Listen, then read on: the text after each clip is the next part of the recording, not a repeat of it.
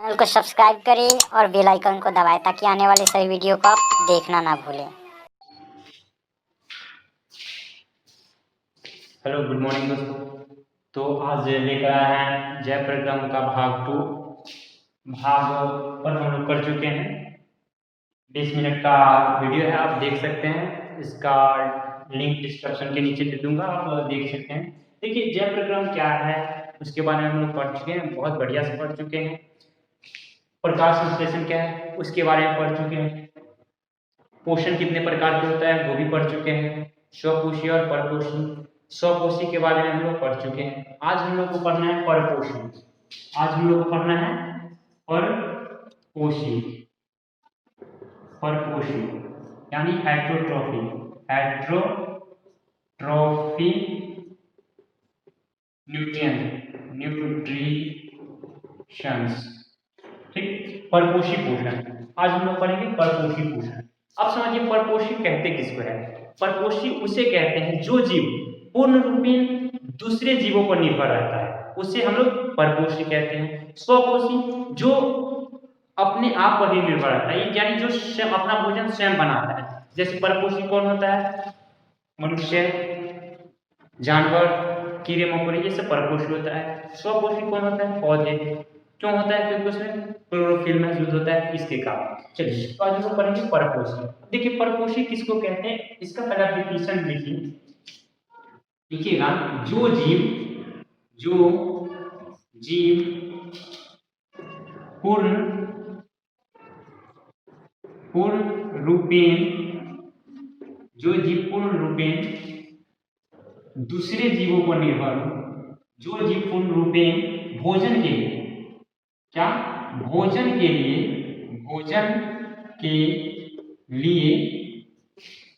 दूसरे जीवों पर निर्भर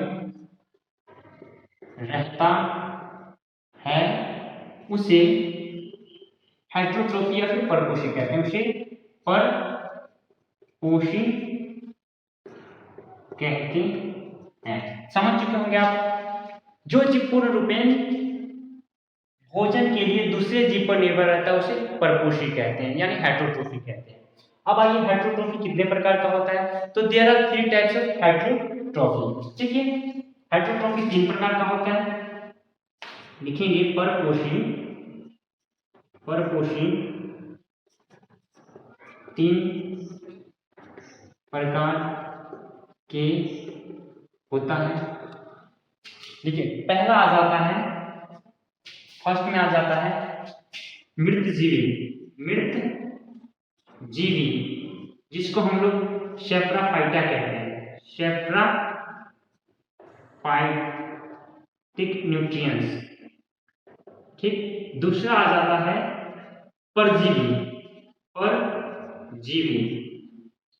पोषण, जिसको हम पैरासाइटिक कहते हैं। Parasitic nutrients. थर्ड आ जाता है प्राणी संपोषी।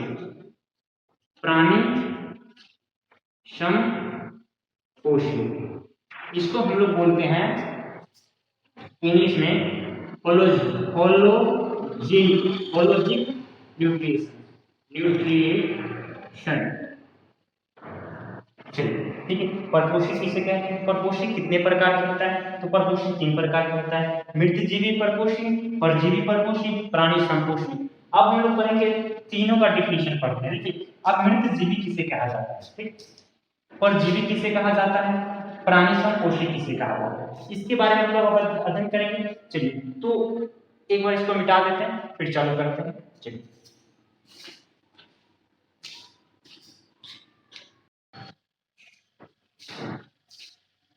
चलिए, देखिए, मृतजीवी सेफ्रोफाइटिक न्यूट्रिएंट्स। मृतजीवी पोषण किसे कहते हैं? वैसे जीव जो अपना भोजन मृत जीव अथवा पौधों के तना से लेता है, उसे मृत जीवी पोषण कहते हैं। या फिर हम दूसरे शब्द में बोल सकते हैं, मृत जीवी उसे कहते हैं जो मृत चीजों से अपना भोजन प्राप्त करते हैं उसे मृतजीवी कहते हैं। चलिए इसका डिफिनेशन लिखिएगा। मृतजीवी का वैसे वैसी जीव जो अपना भोजन मृत अथवा पौधों से ग्रहण करता है उसे मृत जीवी पोषण कहते हैं। ठीक, मृत जीवी सेप्रोफाइटा।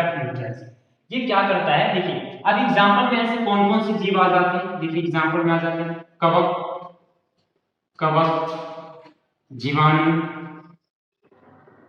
Protozoa etc.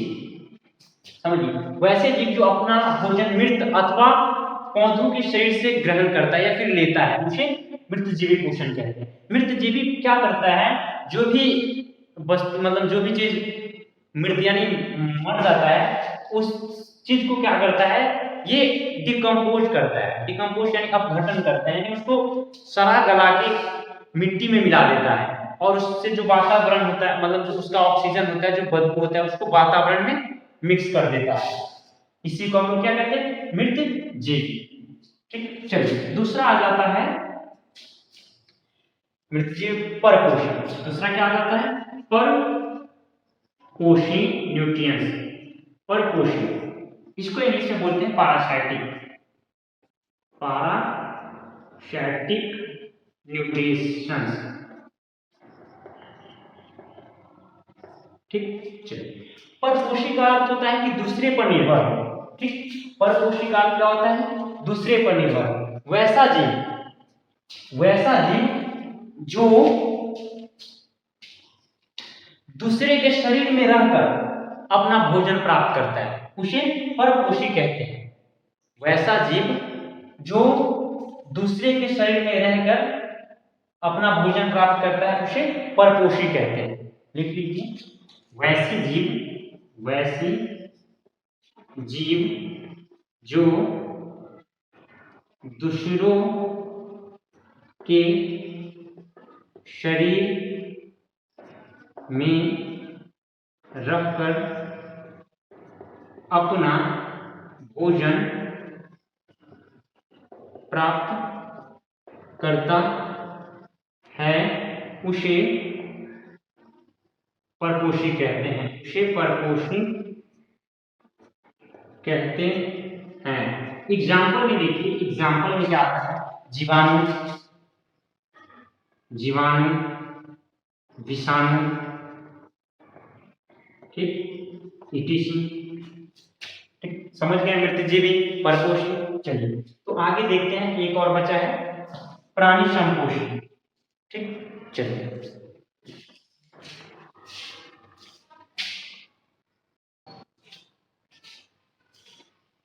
तो आप देखते हैं प्राणी संपोषी होलोजोइक न्यूट्रिशंस। प्राणी संपोषी मृतजीवी हेटेरोट्रॉफिक तीन प्रकार का होता है। पहला था मृतजीवी, सेकंड था परजीवी, तीसरा है प्राणी संपोषी। तीसरा क्या है, प्राणी संपोषी। अब देखिए प्राणी संपोषी किसे कहते हैं, वैसी पोषण, लिख लीजिएगा, वैसी पोषण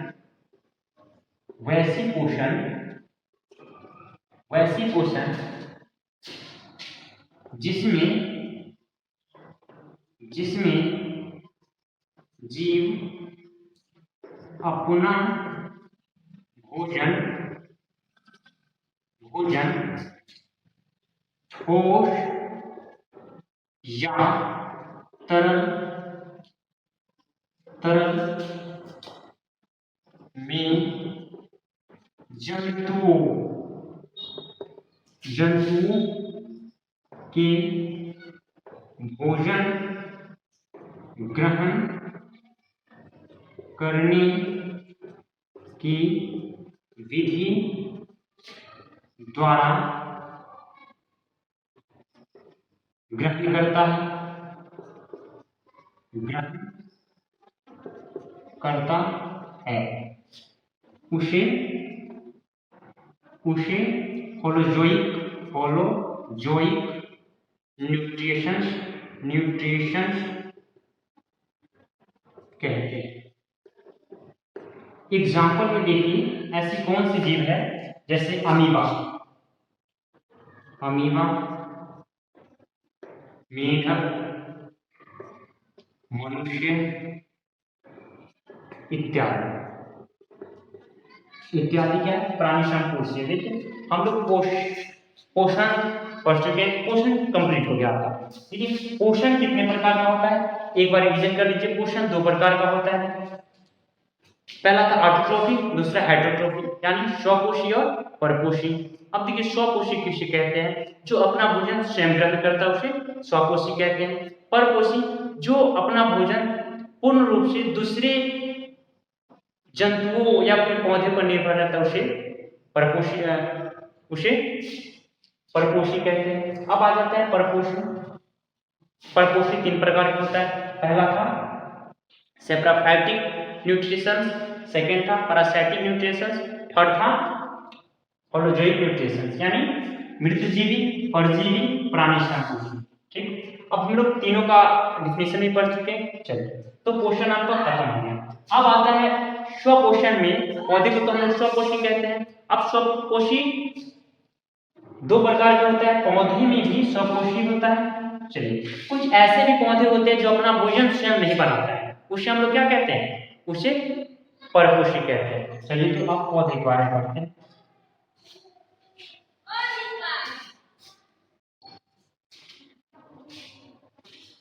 चलिए, पौधे में पोषण। ठीक, अब हम लोग पढ़ते हैं पौधे में पोषण।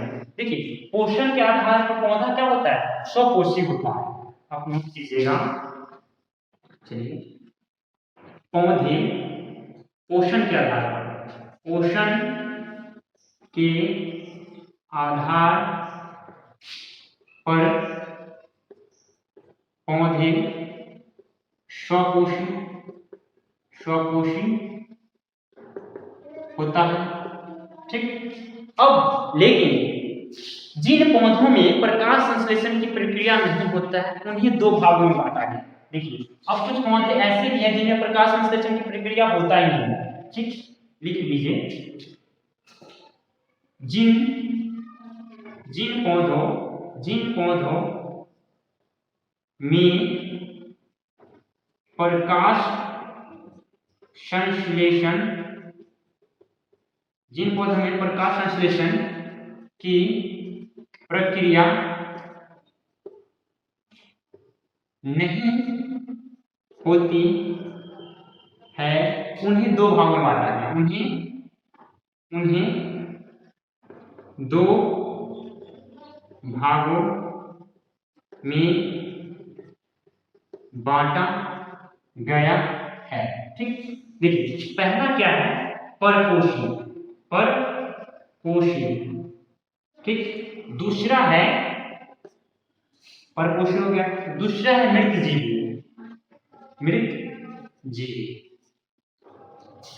ठीक, देखिए अब परपोषी क्या होता है। देखिए कुछ पौधे में क्या होता है, प्रकाश संश्लेषण की क्रियाएं नहीं होती है, यानी उसमें क्लोरोफिल नहीं मौजूद है, इसलिए उसमें प्रकाश संश्लेषण की प्रक्रिया नहीं होती। तो उन पौधों के दो प्रकार में बांटा गया है, पहला है परपोषी, दूसरा है मृतजीवी। अब देखिए परपोषी क्या होता है, वैसे पौधे जो दूसरे पौधे पर निर्भर हो उसे परपोषी कहते हैं। आप देखते होइएगा एक पतला पतला सा लत टाइप से आता है एक पौधा, जो आप किसी भी पौधे के ऊपर फेंक दीजिएगा तो उस पर क्या जाल के टाइप से जकड़ लेता है। तो उस पौधे, एक वो पौधा हो गया जो परपोषी हो जाता है। दूसरा एक पौधा होता है मृतजीवी, यानी जब देखिएगा जहां पर सारा गला वस्तु मतलब ज्यादा हो जाए वहां पर क्या होता है, एक पौधा निकलता है जिसको हम लोग मशरूम बोलते हैं, हिंदी में उसको गोबर छत्ता बोलते हैं। ठीक, तो वो मृतजीवी में आता है। चलिए इसका डिफिनेशन लिख लीजिएगा, परपोषी और मृतजीवी का लिखिएगा। वैसी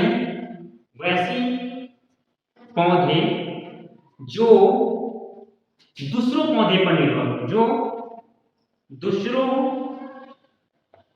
पौधों पर निर्भर हो। एग्जाम्पल में आता है अमर बेला, अमर बेला, यानी उस पौधा का एक सा भी लट लेकर आप जाकर किसी भी पौधे पर फेंक दीजिएगा तो उस पौधे पर ही निर्भर होकर पूरा पौधा हो जाएगा, उसी का नाम है अमर बेला। ठीक, चलिए अब मृत जीवी, वैसी पौधा, वैसी पौधा जो सड़ा गला चीज या फिर सड़ी गली, सड़ी गली चीजों, सड़ी गली चीजों पर होता है, उसे मृतजीवी कहते हैं। एग्जाम्पल में समझिए, एग्जाम्पल में आ जाता है मशरूम, मशरूम, इसको बोलते हैं गोबर छत्ता। ठीक, यानी पौधों में पोषण, पौधों में भी दो प्रकार के पोषण होता है। एक तो पौधा क्या होता है, पोषण के आधार पर पौधे को हम लोग क्या बोलते हैं, ऑटोट्रॉफी, यानी वो स्वपोषी होता है। पर जिनमें प्रकाश संश्लेषण की प्रक्रिया नहीं होती है उन्हें दो प्रकार से हम लोग बांटते हैं। पहला हो गया परपोषी, दूसरा मृतजीवी। परपोषी उसे कहते हैं वैसे पौधे जो दूसरे पौधे पर निर्भर होता है। ठीक, मृतजीवी वैसी पौधा जो सड़ी गली चीजें या फिर वस्तुएं पर होता है, जैसे मशरूम चाहिए। तो ये पौधों में पोषण हो गया। ठीक, तो आज का हम चैप्टर यहीं पर खत्म करते हैं। देखिए, अगर वीडियो अच्छा लगे तो सब्सक्राइब कीजिए, लाइक कीजिए और शेयर भी कीजिए। Thank you.